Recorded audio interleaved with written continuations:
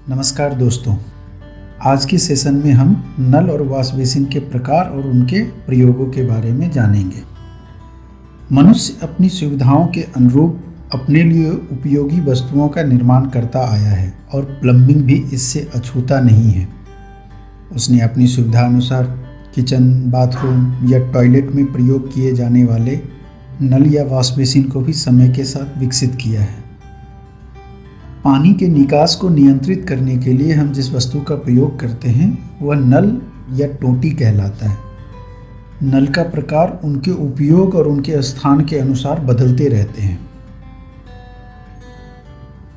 पहला नल है साधारण या सामान्य नल। इसका प्रयोग किसी भी प्रकार के तरल के निकास के लिए उपयोगी है। यह बाजार में अलग अलग डिजाइनों में उपलब्ध है। ये नल मुख्यतः प्लास्टिक, लोहे, ब्रास या स्टेनलेस स्टील के बने होते हैं।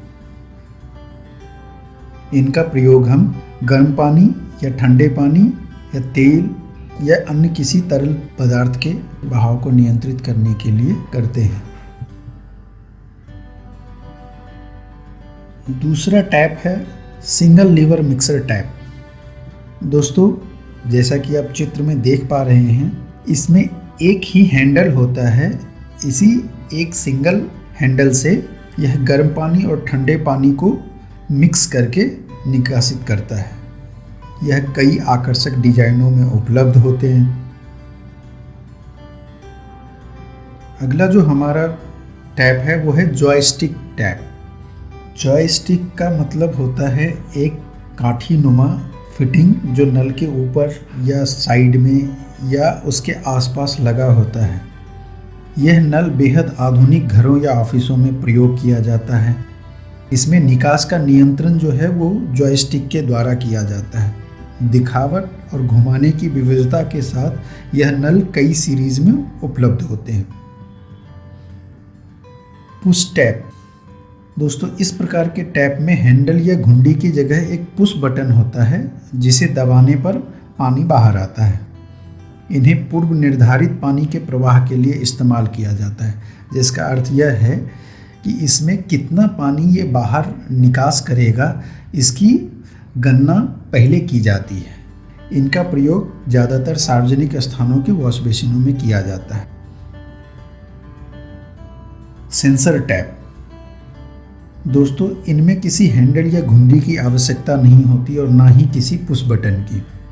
यह बैटरी से चलने वाला स्वचालित नल होता है जिसमें सेंसर लगा होता है। सेंसर का काम हाथों की गतिविधि को पहचानने का है, जो इंफ्रारेड सेंसर के द्वारा पहचान करने का कार्य करता है। इस प्रकार के नल सार्वजनिक शौचालयों, मॉल्स, सिनेमाघर, एयरपोर्ट आदि स्थानों पर पानी की खपत को कम करने के लिए तथा हाथों के स्पर्श के कारण फैलने वाले वायरस या संक्रमण को रोकने में मददगार साबित होते हैं, क्योंकि इन नलों में हाथ लगाने की ज़रूरत नहीं होती है। हम जैसे ही नल के पास अपना हाथ लेके जाते हैं, नल ऑटोमेटिकली चालू हो जाता है और उससे पानी बाहर आना शुरू हो जाता है, और जैसे ही हम हाथ उसके पास से हटाते हैं वो अपने आप बंद हो जाता है। दोस्तों, वॉश बेसिन के बारे में आप सभी को पता है, क्योंकि आजकल ग्रामीण क्षेत्रों में भी इन सुविधाओं का इस्तेमाल होने लगा है। हाथ मुंह धोने के लिए हम जिस नल युक्त बेसिन का प्रयोग करते हैं वो वॉश बेसिन कहलाता है। वॉश बेसिन कई प्रकार के होते हैं। Pedestal wash basin. दोस्तों, यह वॉश बेसिन पेडेस्टल के सहारे फिट किया जाता है। इसका प्रयोग आमतौर पर प्लम्बिंग के दोषों को छुपाने के लिए किया जाता है। इसमें वॉश बेसिन के नीचे स्थान नहीं होता क्योंकि वहाँ पेडेस्टल लगा होता है। दूसरा जो वॉश बेसिन है वो है कंसोल सिंक। दोस्तों, कंसोल सिंक भी दीवार पे लगाए जाते हैं, जिन्हें एक स्टैंड पर टिकाया जाता है। स्टैंड के पैर कंसोल को इस प्रकार सहारा देते हैं कि दीवार पर लगे हुए नल की खूंटी आसानी से ढक जाती है।